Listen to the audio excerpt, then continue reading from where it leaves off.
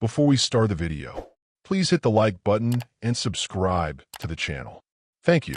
And now, let's go. Story 1. Sprinkles of rain pelted me as I raced down the river road. I wheezed, trying to keep up with Claire. Every breath tasted like dust kicked up by her red Schwinn, even after she vanished around the curve up ahead. My chest tightened.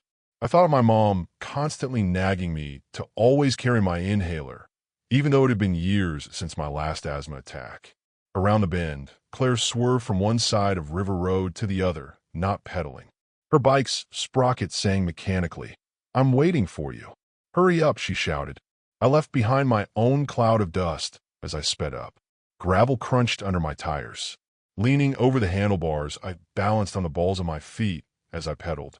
I closed the gap between us enough to read the green and white button on her backpack as she tightened straps. "Damn your own damn river," it said. Small and ineffectual as it was about as much as either of us could do to stop the hydroelectric dam from coming to our county. Claire glanced over her shoulder, her thin lips curling into a satisfied smirk before she raced ahead. Every school has at least one kid like Claire. Her clothes were all hand-me-downs, worn from the time she was big enough they wouldn't slip off until they were either too tattered with holes to wear or she couldn't fit them anymore. If I'd known the word malnourished when I met Claire, I might have understood why this rarely happened. Every day at lunch, she ate the peanut butter and jelly sandwiches the school made for kids who forgot to pack a meal. She also wore glasses, the cheapest kind the eye doctor sells, the thin black wire frames making the lenses look even thicker than they are.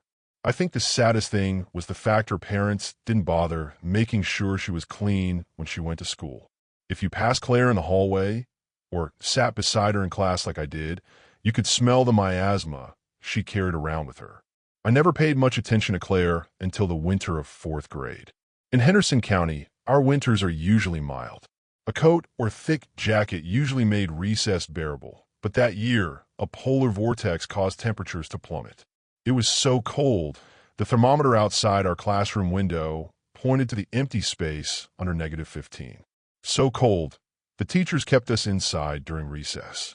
Instead of playing tag or climbing on the jungle gym, our teacher pulled out board games that looked and smelled like they'd been mothballed since the Carter administration.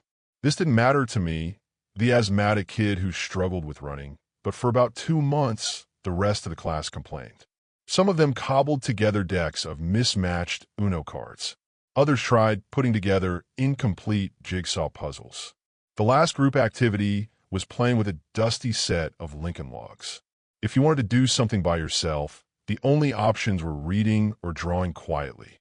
There were never enough Lincoln Logs to go around, and despite our teacher's best efforts, the classroom was too noisy to read, so I spent that winter drawing. I looked forward to recess, not just for the break in schoolwork, but also because Claire would leave the desk we shared, and I'd have 15 or 20 minutes of much improved air quality. I never made ugly comments about how she smelled, but I had to admit, it was unpleasant. If I paid more attention to Claire after she left, I might have realized these breaks were to be short-lived. After the first week of indoor recess, the other kids didn't want to play card games with her or lend her any of the limited supply of Lincoln Logs.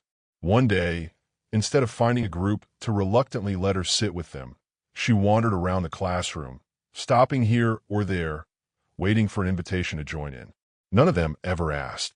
They just ignored her until she left. This went on until she made a full circuit of the room. Defeated, she came back to our desk and sat in her chair. I saw her staring at me from the corner of my eye, but tried ignoring her like everyone else. It felt like minutes passed as we sat there in awkward silence. I was shading in the shadows under a car when her timid voice interrupted me. "I like your drawing." "Thanks, Claire," I said, not looking up. "Is a Mustang?"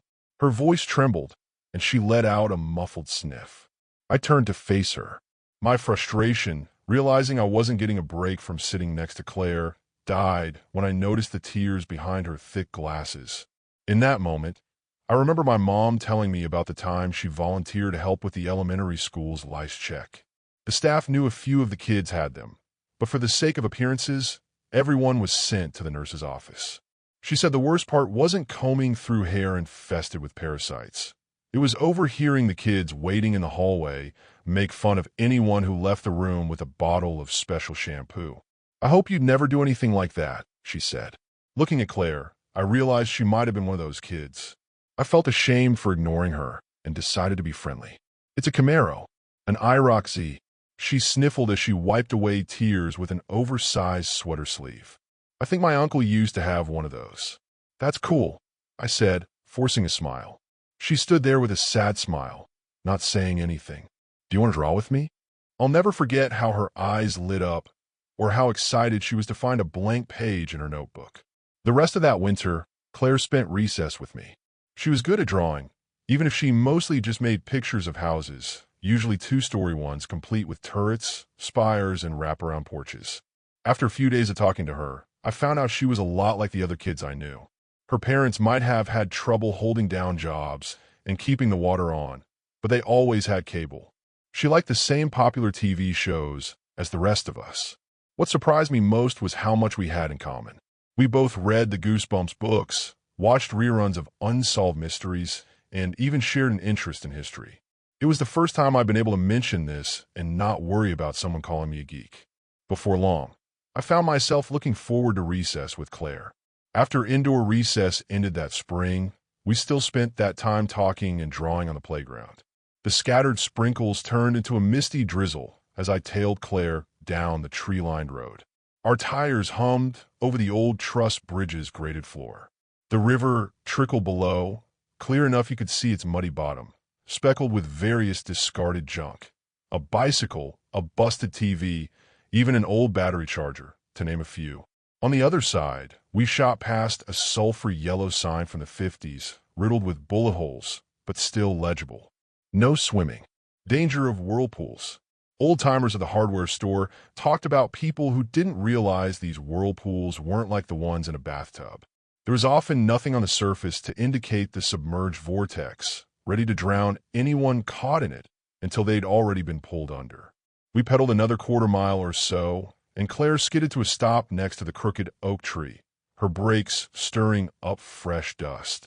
I coasted to a stop next to her, panting and wondering if I needed my inhaler, but Claire was already off her bike. "Ahem," she said, extending her backpack to me in one hand. I barely had one strap over my shoulder before she scrambled down the trees, exposed roots to the riverbed. I hopped after her on one foot, pulling on my dad's waders. I was surprised how fast she picked her way down the riverbank. All summer, she insisted I go first and help her down. I felt a strange aversion to this, almost as strong as my fear of grabbing a snake lurking within the tangled mass of tree roots. I never felt a snake slither through my fingers, but I did feel knots in my stomach every time Claire lowered herself into my waiting arms, and in the split second she lingered in front of me when I set her down, and when she took my hand on the climb up to the road. I got that feeling just thinking about her sometimes, even if she wasn't around. Low rumbles echoed through the river valley. I chased Claire across the massive granite slab, worn flat from centuries of flowing water. The unassuming rock spends half of the year underwater, but when the river is low, it's a local favorite for picnics and fishing. If you're not careful, you might trip over one of the numerous square holes hollowed out at careful intervals between the river and its eastern bank. Once used to support pilings for a grist mill, they provide the only archaeological evidence of Henderson County's earliest settlement. Claire splashed across the shallow river, strangled by drought to little more than an ankle-deep trickle. Mud covered her ankles and bare feet. When she reached the sunken boat, we spent most of that summer excavating. We found it while researching our final project in 8th grade history. Mr. Stanford's history final was a presentation about local history. The material wasn't covered in the state's official curriculum. It was more of a test of our abilities to apply the research techniques to the real world. The final was worth enough points to drop your report card a full letter grade, just to keep everyone engaged. This didn't worry Claire or me. Since 5th grade, we had a running competition to see who could get the highest grade in history. We studied obsessively for every test, took copious notes, and even did the extra credit assignments. Before the final, we were tied at 108%. And since we worked together on all our group projects, The ongoing stalemate seemed likely to last indefinitely. Our partnership became the butt of several jokes. Even Mr. Stanford seemed to be in on it as he peered over his clipboard the last week of class. I want you and Claire to give us a presentation about the mill that used to be near the river during the pioneer days. His thick mustache twitched as he spoke. There aren't very many sources about this one, but find out as much as you can about what went on there. Claire turned her desk to face me. Gone were the days of assigned seats from grade school, but we still sat with each other in all the classes we shared. Her gray eyes brimmed with excitement. It was the same look she got after we both finished reading the same book. She was kicking my ass in Battlefront 2, or when we talked about our favorite music. I couldn't help noticing the clique of popular girls in the back row and their half-muffled laughter. After being friends with Claire for so long, I sometimes forgot about the stigma she carried around with her. She still wore thick glasses, but took somewhat regular showers now. I'd been letting her sneak them in my house around the time she started coming home with me after school.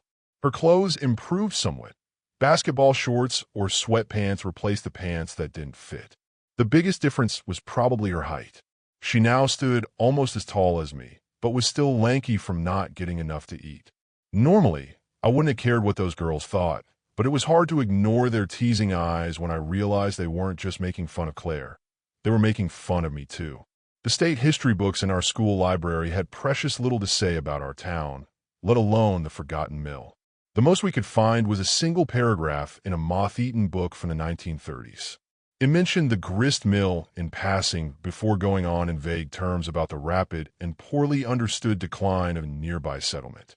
We were more intrigued by this later entry, but agreed it was something we would have to follow up on after the assignment. "It'll be a good summer project for us," Claire said with a smile. One paragraph in a book that didn't even have an ISBN wasn't enough to write a report, so we ended up riding our bikes to the county museum after school, hoping to find more information. The retired man working inside seemed eager to help.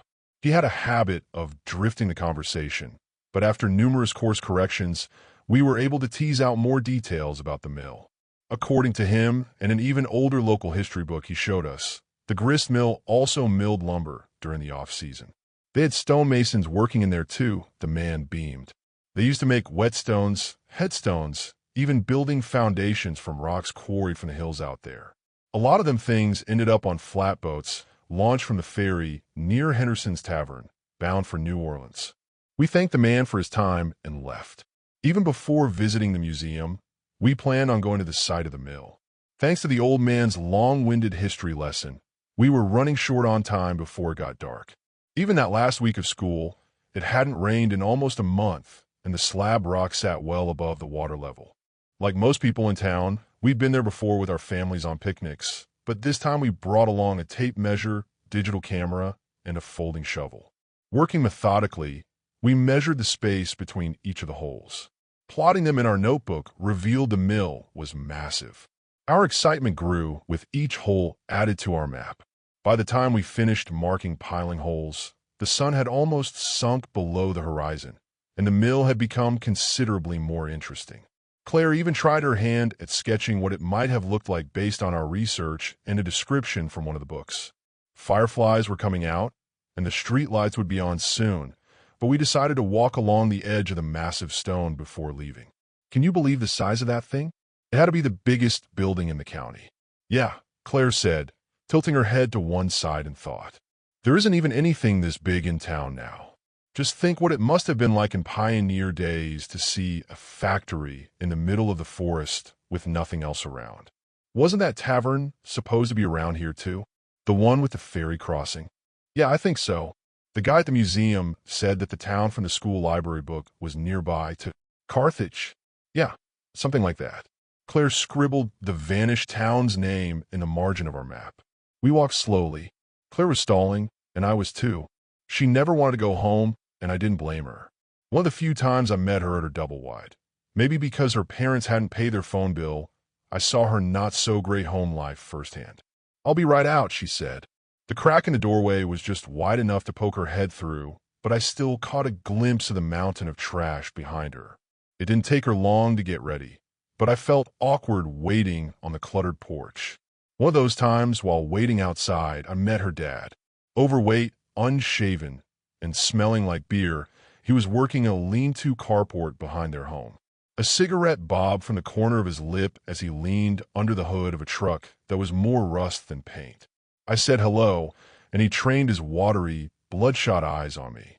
"So, you're the one," he said, nodding. "I'm Claire's friend," I said, introducing myself. "We sit together in some of our classes." He nodded, his face tightening into a grimace. "You're the one she's always going to see. The one that's out her talking about history all the time." This was the first time I'd seen anyone drunk, and I didn't like it. I wasn't sure what to say. I just stood there. My silence didn't stop him from going on, slurring words as he went.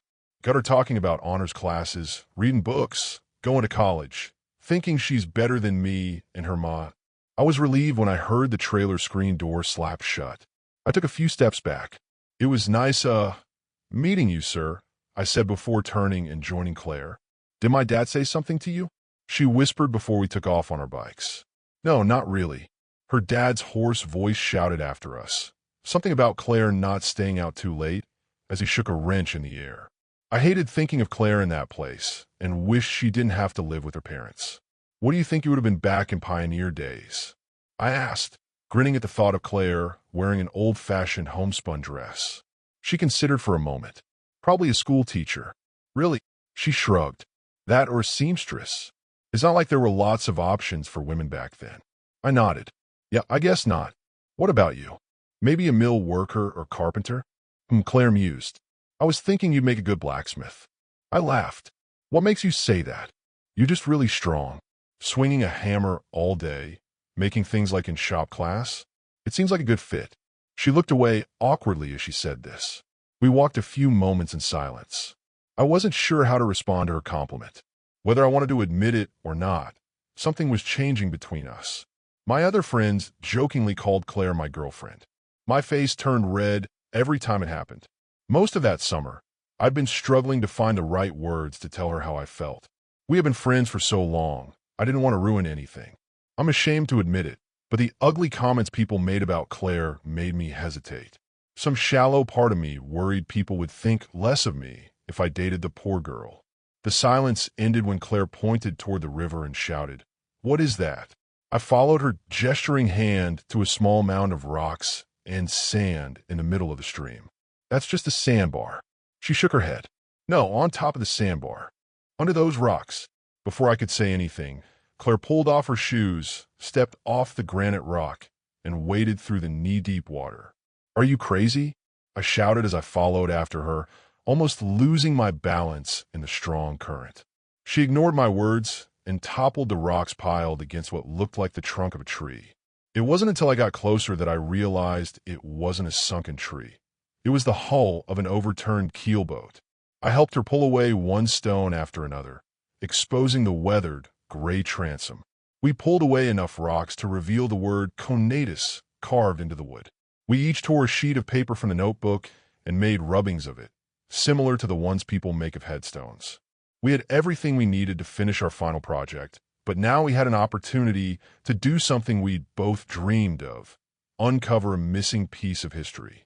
I'm not sure how long we were digging when the first lightning strike lit up the sky.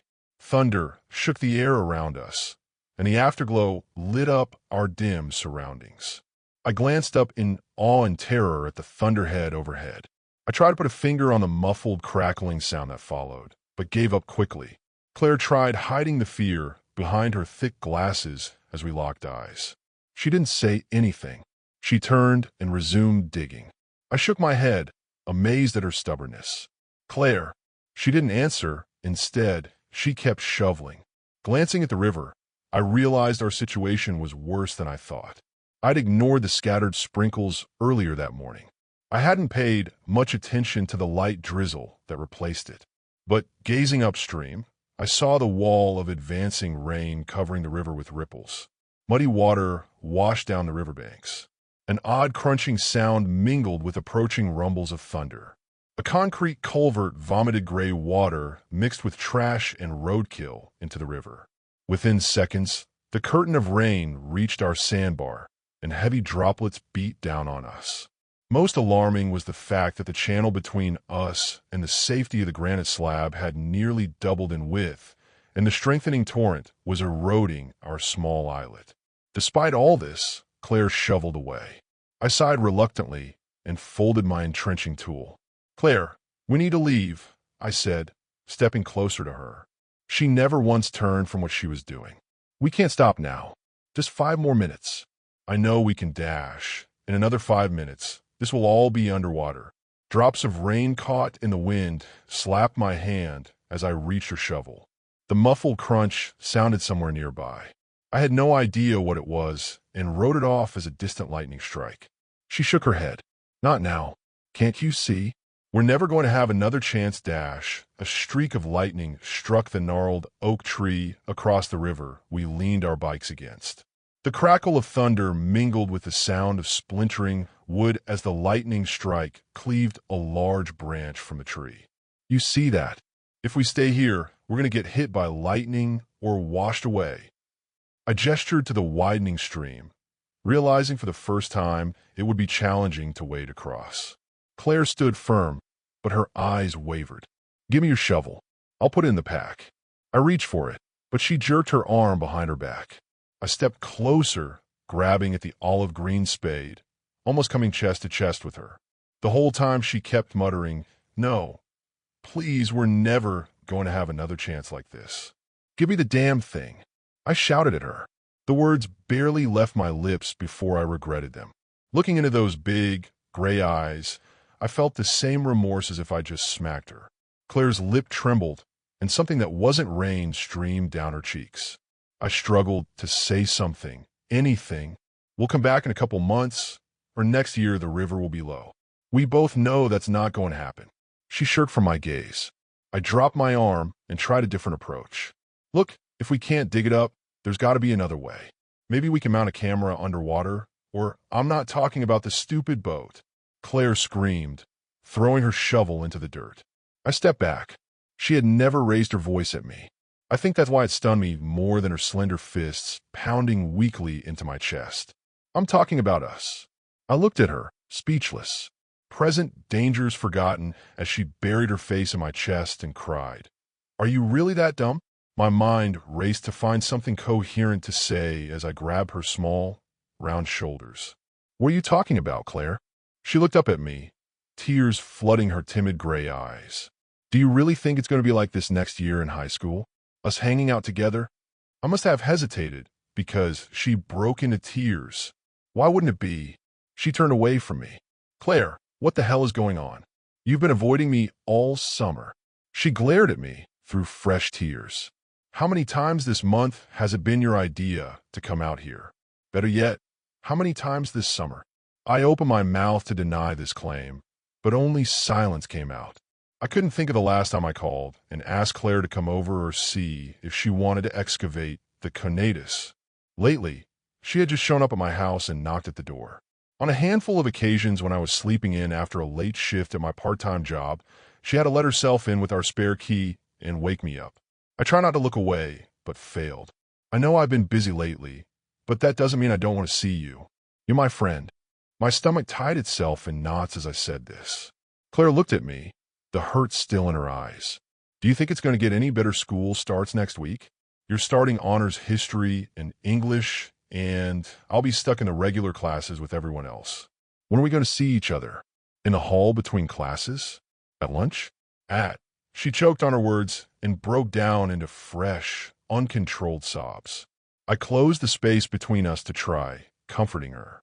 As soon as I was within arm's reach, she threw her arms around me. I hugged her back and held her a moment despite the worsening rain. "I need to tell you something," she sniffled. "What is it?" I felt her peering into the depths of my soul as she fixed her beautiful eyes on me. "It's important." She paused for a moment. "You're my best friend. You know that, right?" My inner voice begged me to just tell her how I felt. Instead, I just nodded. "I know." She closed her eyes tight and took a deep breath. She trembled as she looked into my eyes before steadying herself and wrapping her warm lips around mine. The urge to disentangle myself from my awkward first kiss vanished almost as quickly as it came. Suddenly, nothing else mattered. Not storms, not school, not sunken boats or forgotten towns, least of all what anyone thought about us. I kissed her back. A lot was left unsaid as she pulled back and looked into my eyes, but I knew she shared the same feelings I had for her. I was going to tell her it would be all right. We could go back to my house and figure everything out. She was going to be my girlfriend, and we were going to make it work. Those big, gray eyes beamed at me with happiness I hadn't seen since that day in 4th grade when I asked her to draw with me. The muffled crunch was louder this time. I didn't think much of it until Claire went stiff in my hands, and her eyes widened, fixated on something behind me. I looked over my shoulder at the broad, tall sycamore tree and immediately understood. Runoff from the cornfield washed clumps of dirt away from its roots, and the trunk crunched louder each time it bent under a fresh gust. We got to get out of here. That thing will crush us. Claire grabbed her shovel and stuffed it in the soaked backpack. I glanced upstream at the churning brown water and hesitated to pick my first step. The tree overhead swayed, its limbs flogged at the water violently as the trunk leaned, prodding us along. Ankle-deep rivulets of muddy water ran across the sandbar. The longer we waited, the more dangerous picking a path through the water would be. My first step off the sandbar, water crept past my knee, threatening to top my waders. Claire followed. She stumbled over the uneven river bottom and almost fell into the cold, opaque water until I grabbed her. She trembled as I threw her arm over my shoulder and pulled her close to me. We had to lean against the current. Each careful step was a struggle as I searched blindly with the toe of my boot for a safe foothold. From the corner of my eye, I could see the tree thrashing violently in the storm. A deafening boom accompanied another lightning strike. I was too afraid to see how close it had been. Claire's fingernails cut through my wet t-shirt into my skin. I tried to ignore a banded water, snakes slithering through our legs as we neared the slabbed rock. It took almost all my strength to keep us from being swept away as I probed around for the next step. I tried to ignore thoughts about the tree. Lurking just behind us, exposed roots and ruined branches reaching out like claws, ready to drag us under the water. Claire muttered my name a few times. I ignored her. The next foothold on solid rock had to be close. From there, we could take a leap of faith, even swim a few feet if we landed short, and free ourselves from that damn river. Whatever she saw couldn't wait any longer, and she screamed my name. Her cries were drowned out by a cacophony of snapping roots and cracking limbs as the tree came crashing down toward us. I was almost too stunned to move as I watched the massive tree fall. I don't remember how, but Claire and I ended up toppling over into the stream. We weren't ready when the current pulled us under the murky water. I caught a glimpse of the patchwork of white and gray bark come down where we were just standing. Claire slipped from my grasp, and darkness enveloped me. For the briefest moment, another lightning strike illuminated my brown and black surroundings, just in time for me to see the backpack I had shrugged from my shoulders sink from my sight, carrying away all the proof of our excavations. The riverbed was deeper than where we crossed that morning. Its muddy silt held the remains of waterlogged trees, branches and roots snapped off at jagged angles, each like a crooked headstone in a murky graveyard. Thoughts of joining them raced through my mind when I felt cold water seeping through the buckled tops of my waders, weighing me down and dragging me deeper. My lungs burned. I told myself it was because I hadn't taken a full breath before diving away from the tree, not a mounting asthma attack. Clawing at the buckles, one came undone easily enough. I pushed the rubber anchor down my pant leg. Cold water soaked my jeans as the waterproof boot vanished in the stream. I kicked as hard as I could toward the surface and choked on windswept waves, still struggling to undo the other boot. Even over the howling wind, I heard Claire screaming my name. I tried turning toward her voice to find her, but could barely keep above the surface with the wader clamped onto my leg. I needed both hands to get it off. Claire was never a strong swimmer. She needed me. Mustering what bravery I could, I took a deep breath and closed my eyes. Cold water passed over my face as I sank once more toward the bottom. The steel buckle cut my hands as I tried inching the rubber strap through it. Something slimy, yet stiff, brushed my shoulder. Probably a fish or another waterlogged tree, I thought. My hands panicked over the cheap buckle, and I cursed myself for over-tightening it. Something in the darkness nudged against my leg. Bubbles escaped my mouth as I cried out in muffled terror. I clawed at the buckle. A couple of my fingernails bent the wrong way in my desperate attempt to free myself. Just as the buckle began to loosen, my foot was caught in what felt like the forked branches of a sunken tree. I thrashed against its tightening grip, each movement slowed by the water. The current pulled my ankle deeper into the narrowing crevasse. Even in the darkness, white fog clouded my vision as I resisted the burning urge to take a breath. I fought to stay calm. I denied the possibility that the tightening in my lungs was the onset of a full-fledged asthma attack. As consciousness began slipping away from me, an odd calmness washed over me. With slow, deliberate movements I realized might be my last, I stretched the top of the boot open as wide as I could. Cold water rushed inside, and its grip on my leg slackened. Using the snag on the river bottom as a boot jack, I pulled my sock foot free. My lungs were on fire. I struggled to keep my lips sealed while swimming upward. River water flavored my first breath with hints of dirt and decayed fish, but I inhaled greedily, coughing after each gasp. I wiped the wet hair from my face and looked around. Claire shouted my name, but her voice sounded far away. I spun in wild circles searching for her. "Claire!" I shouted at the top of my lungs, but the storm drowned out my cries.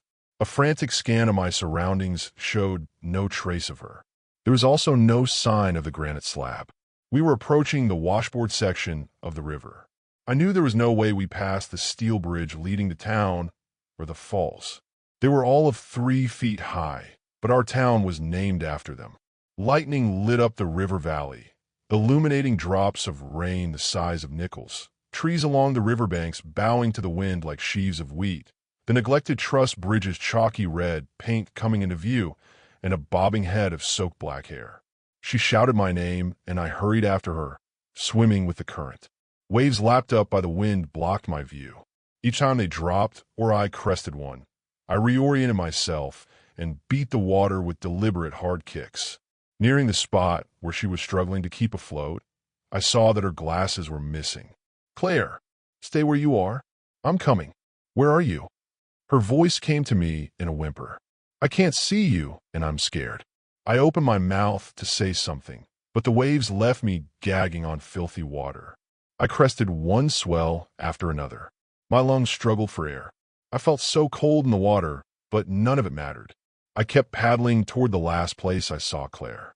I was overjoyed when I found her treading water in a small circle, arms outstretched, searching for me.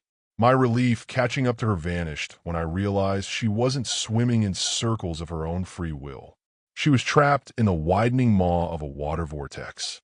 I felt nauseous seeing the warnings of the sulfur yellow unfolding before him. Story 2. Some of you may recall the infamous Nephilim cult kidnappings from the beginning of the century, but for those who don't, a brief recap of the official narrative. In 2001, a series of disappearances perplexed investigators throughout the Midwest. The first to gain national attention, a 20-year-old student at Grand Valley State University named Kat Gregges went missing in late August. Her story gripped the American imagination for the usual reasons. Pretty, smart, young, white, and of course the circumstances of her disappearance were maddeningly bizarre. It happened sometime between midnight and 1 in the morning on Saturday the 18th. She'd been drinking with friends in the student townhouses just off campus. By all accounts, having a good time, not particularly wasted. She left about an hour before her roommate, who traveled the same route home and saw no trace of her at that time. When said roommate awoke to find Kat absent that morning, panic set in. She began calling all their friends to see if they'd seen her. But the last anyone saw of Kat was at the party the previous night. Retracing her steps, the roommate discovered Kat's party outfit neatly folded and placed in the center of the footbridge that spanned a forest gorge. The initial presumption was that Kat jumped, something a few other students in previous years had done. The bridge's height, over 60 feet, is a lethal drop. Why she might have stripped naked before taking her own life was uncertain, and a question shortly abandoned after search parties failed to uncover a body in the ravine. Then, 2 weeks after her disappearance, A pair of student documentarians shooting a piece on the Greggy's case uncovered peculiar tree trunk carvings in the ravine under the footbridge. They featured what had been described as hieroglyphs depicting some sort of ritual sacrifice to a giant deity. Local papers picked up the story, which quickly gained national attention. Met with heavy skepticism, the young documentarians were swiftly scorned by authorities for their disrespectful stunt. Until Thomas Peterson. Much like Greggy's, Peterson disappeared at night without a trace, until his wife discovered his neatly folded clothing placed on a forest path in the woods near their home. The ensuing search effort uncovered identical hieroglyphs to the Greggy's case. Peterson lived in Big Bear Lake, California, 2,000 miles away from Grand Valley.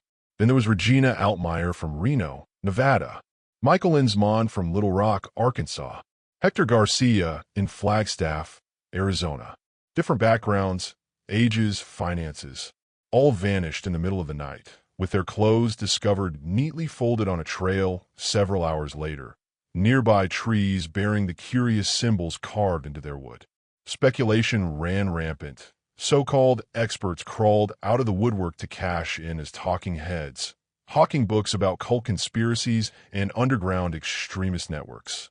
I haven't been able to identify the individual who introduced the name, but from this farrago of commentary arose the moniker Nephilim cult. It came from an interpretation of the carvings, a group of cultists in worship of their Nephilim god. By the end of July, a total of 18 disappearances had been attributed to the Nephilim cult, including my sister, Luna.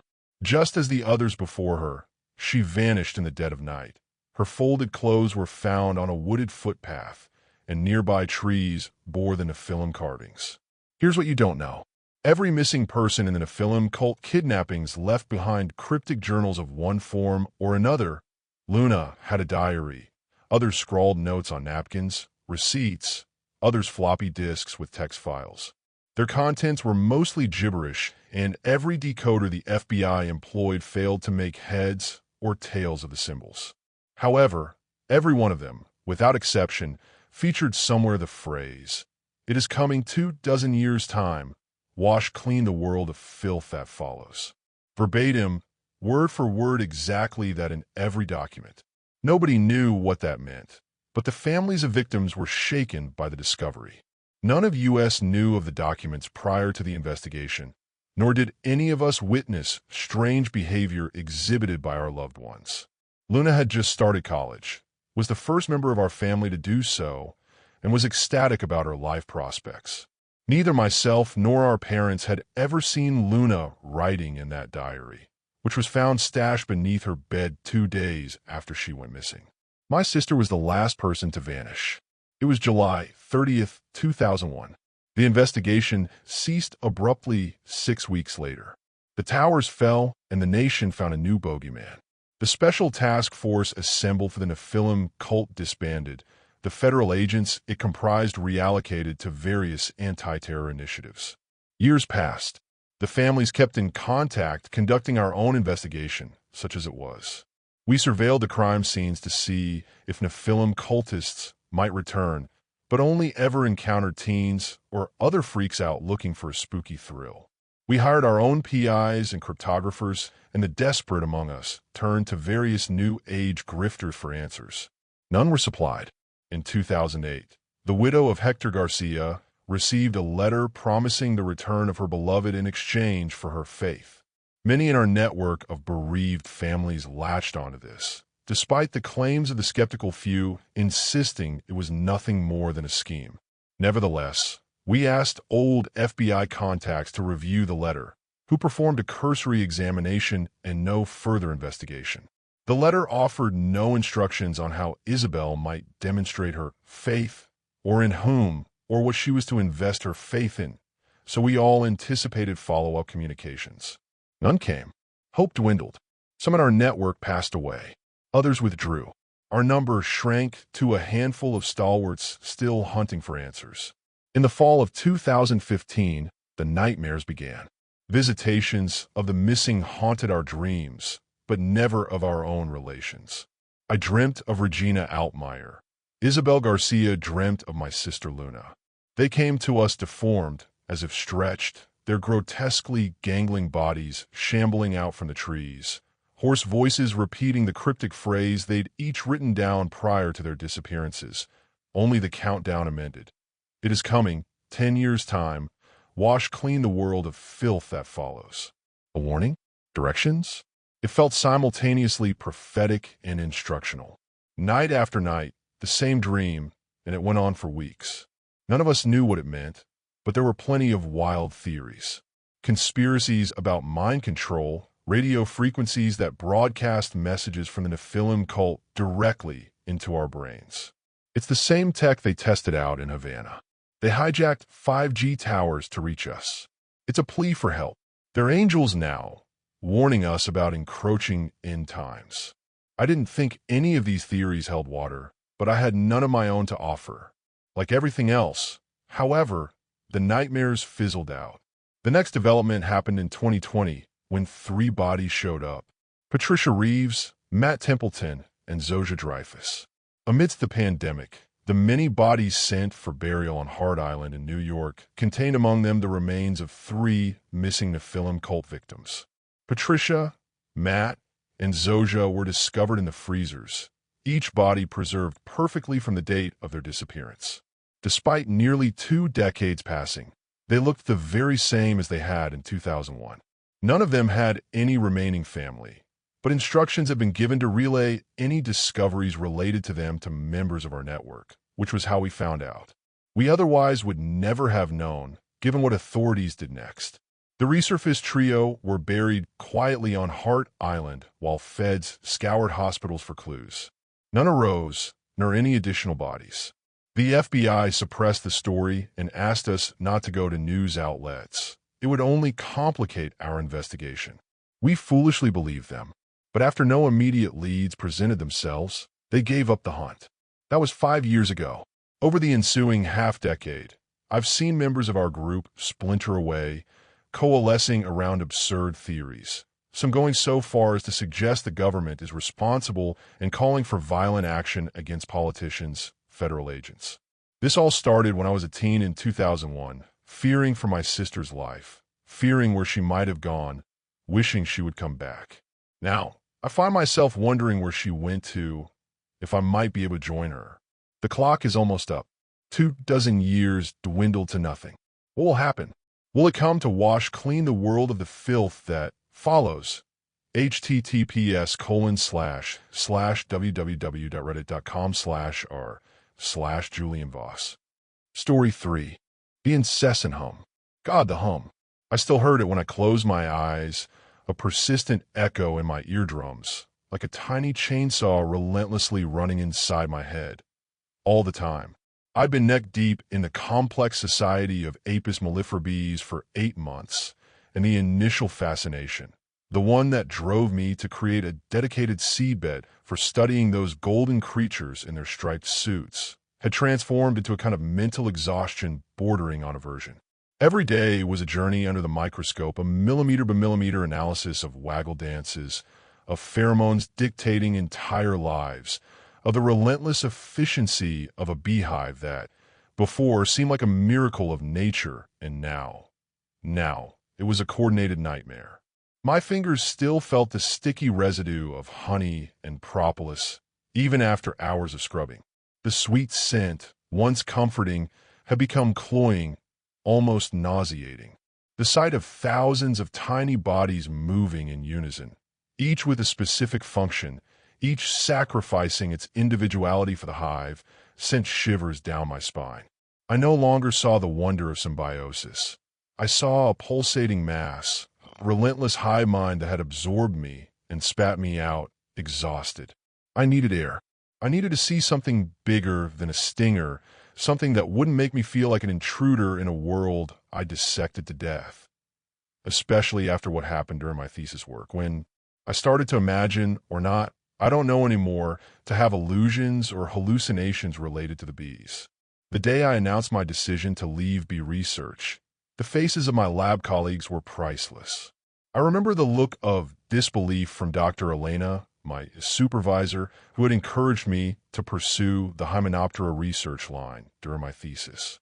"But Laura," she had said, with a hint of disappointment in her normally serene voice, "you're so good at this.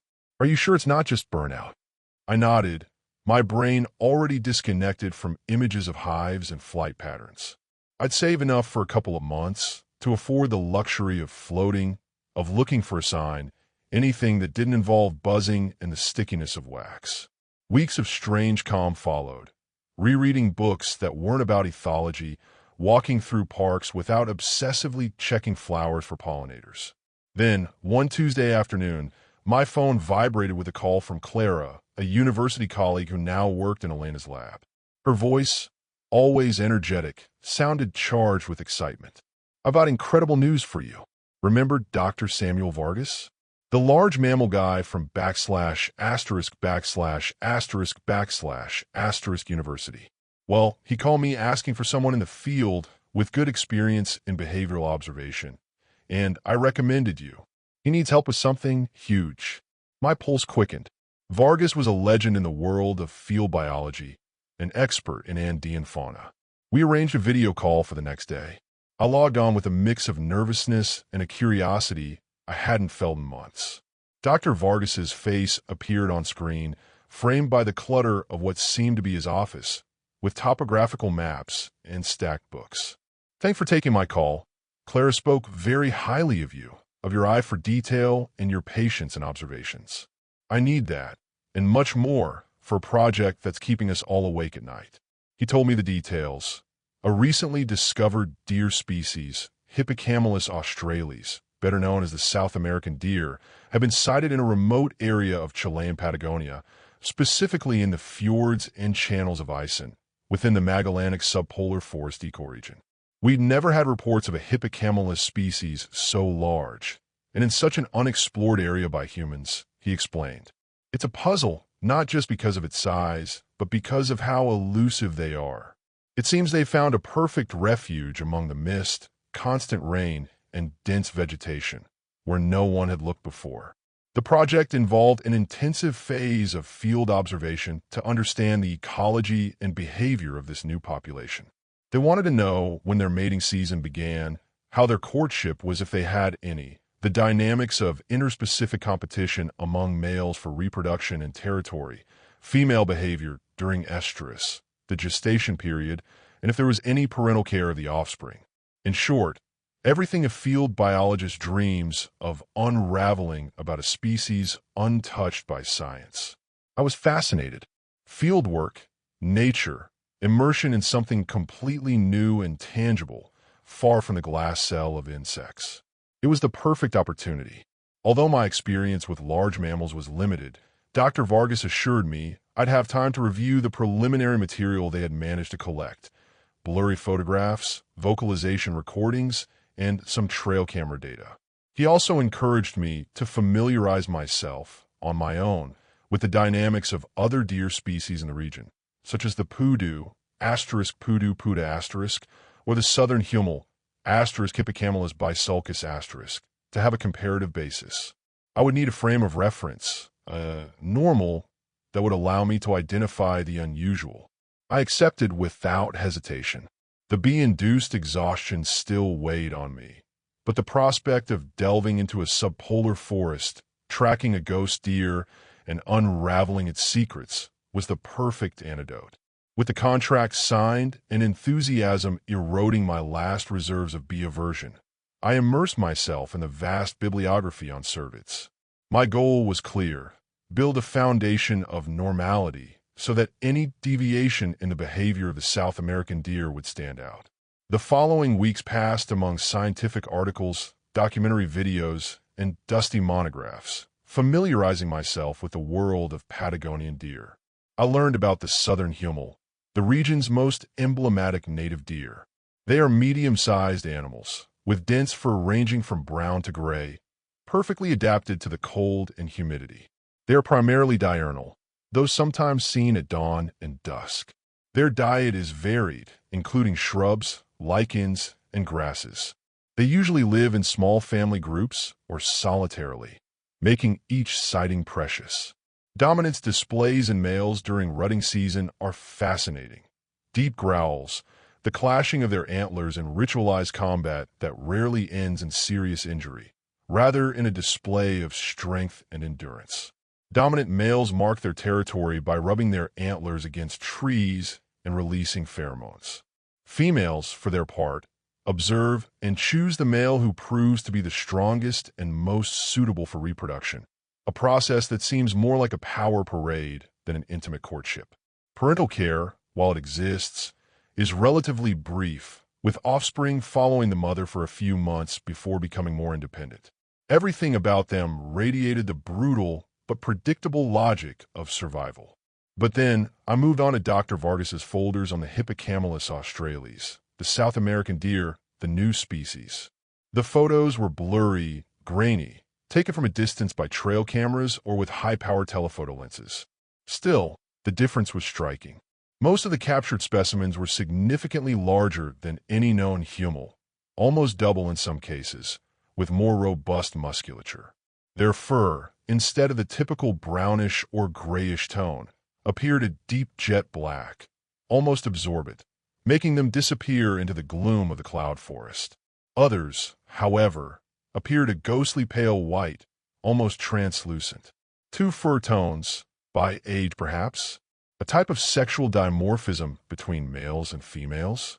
The male's antlers were thicker and had stranger ramifications than those of common huemul's. The trail camera recordings, though sparse, were the most unsettling. They didn't show typical cervid movement patterns. There was no light trot, no nervous flight upon detecting the sensor. Instead, there were slow, deliberate, almost paused movements, as if they were inspecting the surroundings with unusual curiosity.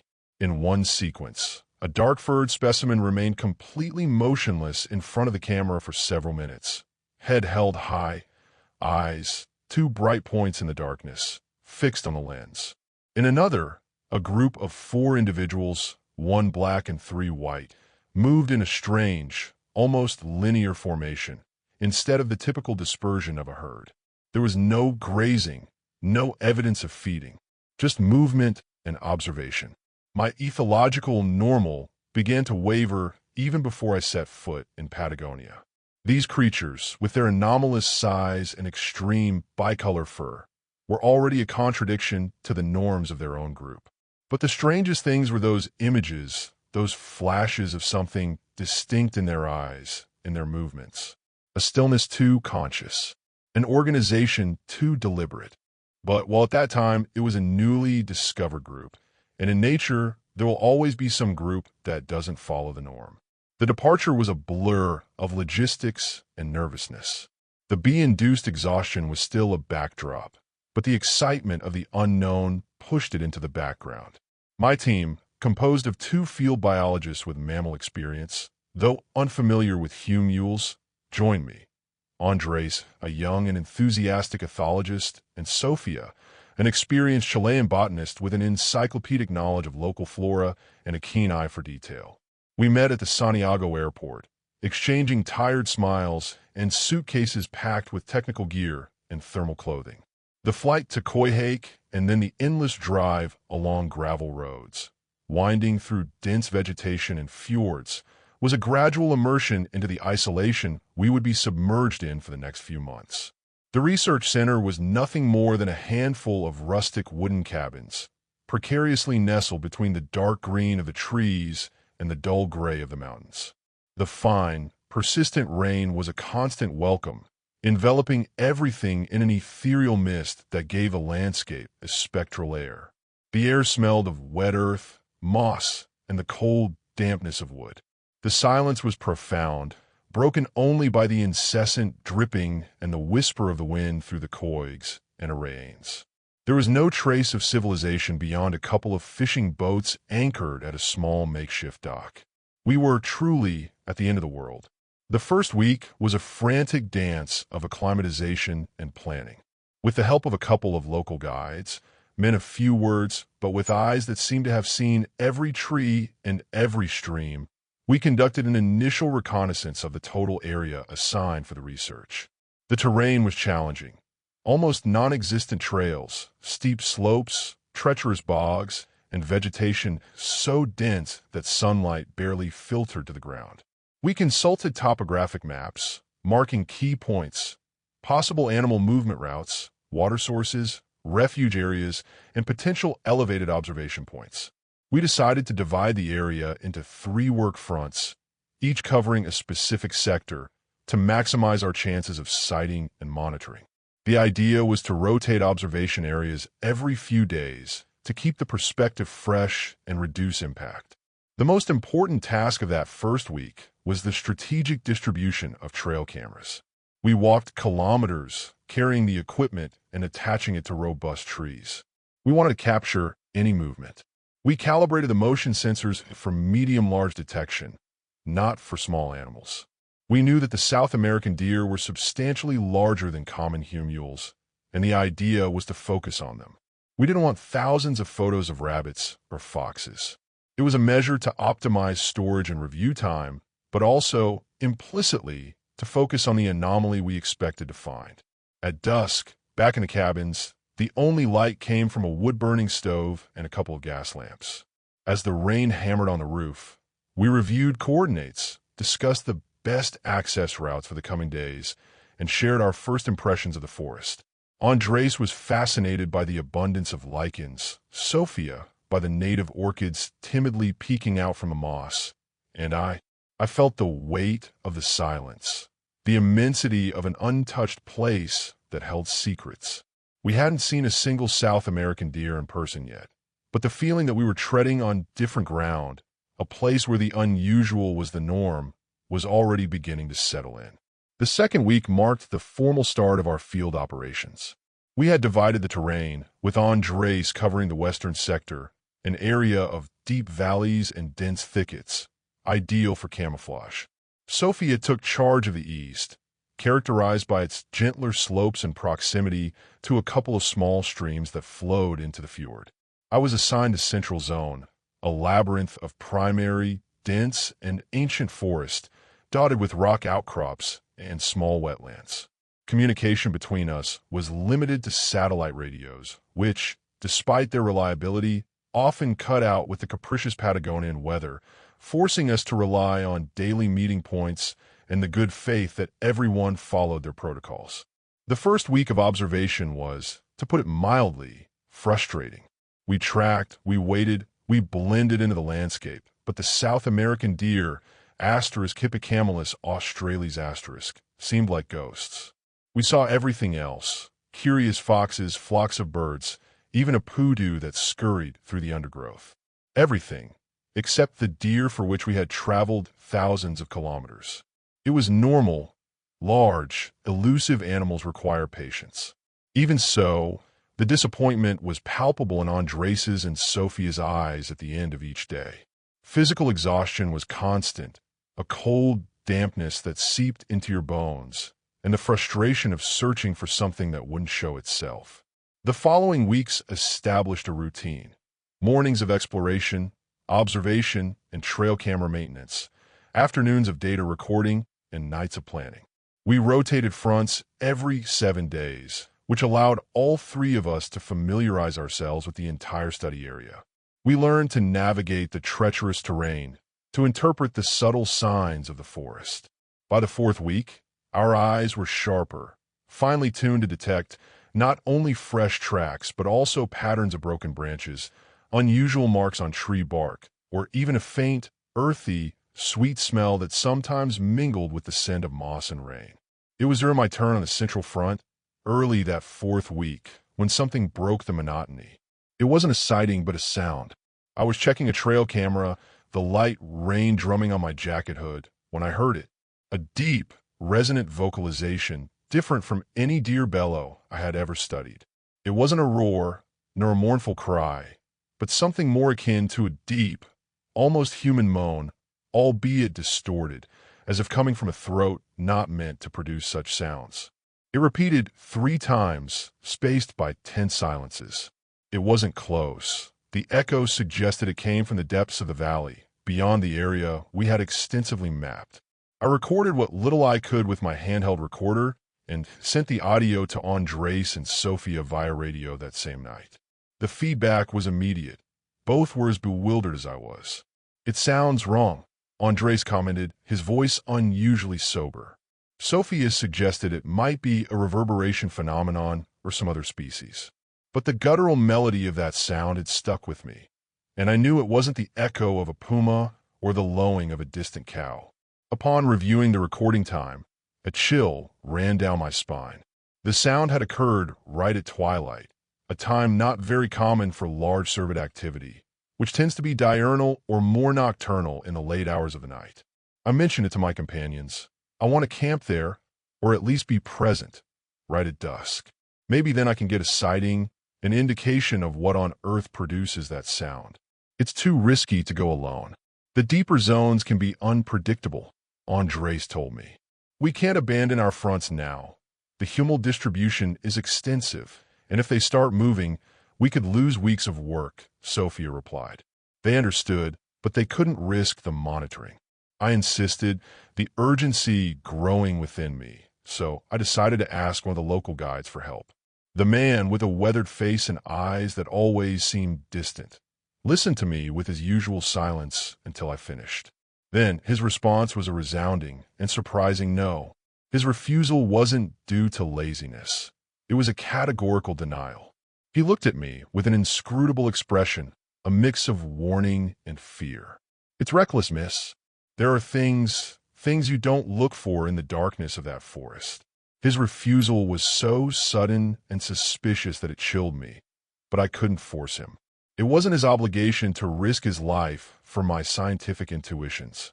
I knew that what I was about to do was a risk, a violation of safety protocols.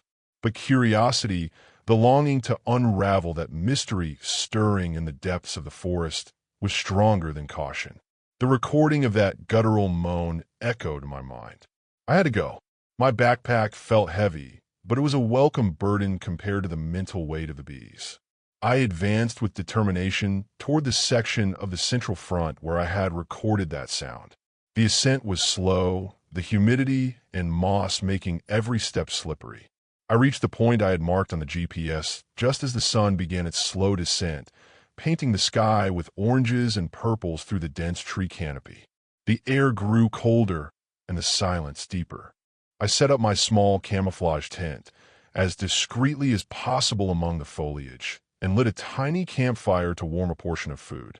I watched the sunset, every shadow lengthening and shifting. The forest grew dark. Hours passed, and the only signs of life were the bats that began to zigzag in the twilight sky and the myriads of insects that, relentlessly, swarmed towards the light of my headlamp. Frustration began to take hold. Nothing. Not a single sighting of the South American deer. The moan that had drawn me there did not repeat. My spirits fell. Perhaps my hunch was just the desperate desire of an exhausted biologist to find something out of the ordinary. It was already late at night, and the cold was beginning to seep in.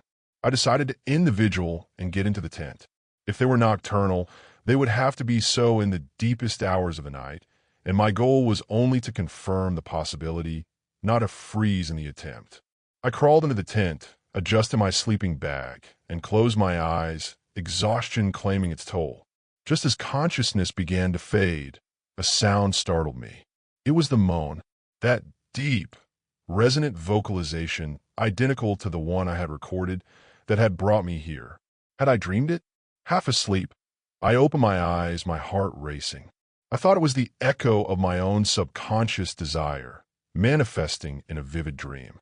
I sat up, turned on my flashlight, and poked my head out of the tent zipper. The night was dark and silent. The flames of my campfire, reduced to embers, cast a faint, dancing light on the nearby trees. There was nothing, only shadows and the wind whispering through the leaves. With a sigh of resignation, I re-entered the tent, convinced it had been an illusion. I was about to fall asleep again when a presence enveloped me. It wasn't a sound, but a feeling of being watched. My skin crawled. It was outside, a large animal, no doubt. But the flickering light from the campfire embers, casting shadows on one side of my tent, formed a silhouette, and it wasn't that of a deer, nor a puma. It was tall and upright, unmistakably human. Had someone managed to reach this inaccessible place? Other researchers? Poachers? The silhouette moved, and an icy chill ran down my spine. The figure sat down in my folding chair, which I had left by the campfire. Then, I heard the subtle rustle of leaves and broken branches. Another person was walking around my tent, slowly circling me. I was trapped. 2 intruders, perhaps more. My knife, a modest multi-tool, felt ridiculous in my trembling hand. I had a roll of survival rope, but what good would it be? Fear tightened my throat. My mind raced, searching for a plan, as the sound of cautious footsteps approached the entrance to my tent. One of the figures stopped in front of the zipper, darkness engulfing its form, but I felt its proximity, its breath. And then I heard a sniff, an unmistakable animal sound, rhythmic and wet, just on the other side of the fabric. It wasn't a dog sniff. It was something deeper, more intense. A person doing that? I remained mute, frozen, my heart pounding against my ribs. Suddenly, the figures moved away, not running, but retreating with movements that, even in the dim light, seemed strangely coordinated and silent. I took advantage of the distance to peek out of the zipper, flashlight in hand, looking for a clearer view. The faint light of the campfire still glowed, and against the deep darkness of the forest, I saw their silhouettes. They were tall, slender, but when one of them turned slightly, the campfire light hit the outline of its head, and I saw with horror some ears, not human, but animal, moving. Large and pointed, they twitched, the same movement a dog or a deer makes to catch a sound. It was impossible. My eyes tried to register the shape of their bodies, which were longer than normal, their limbs too skeletal. I understood nothing. Terror overwhelmed me. Instinctively, driven by an irrational panic, I started to make noise. I stomped on the tent floor, shuffled my feet, banged on the tent fabric. A part of me believed the noise would scare them away, that the surprise of a confrontation would make them retreat. And it worked. I heard footsteps rapidly moving away, but there weren't 2. There were 4, perhaps 5, or more, a trail of quick movements that vanished into the depths of the forest. I poked my head out of the tent, shining my flashlight. The light cut through the darkness, but only revealed the disturbance of bushes and branches swaying, as if something large and fast had passed through. No way was I going to follow them. What were they? Humans? Animals? The hours until dawn loomed over me like an eternity. I stayed in the tent, flashlight on, knife firmly gripped, praying nothing else would happen that night. The Patagonian cold had never felt so absolute. The night stretched on, a silent, cold torture. Every rustle in the forest, every raindrop falling on the tent, was magnified in the terrifying silence. My mind replayed the image of those tall silhouettes, the twitching ears, the animal sniff over and over. What on earth had I witnessed? At that moment, I didn't know if I was going crazy or if I didn't know what we would have to live through that very week. That's it for today's creepy Reddit tales. Before we go, I just want to say a quick thanks to all of you for watching, liking, and sticking around. You guys keep this channel going, and I'll be back soon with more stories that'll make your skin crawl. Drop a comment if you've got your own spooky tale to share, and I'll see you in the next one.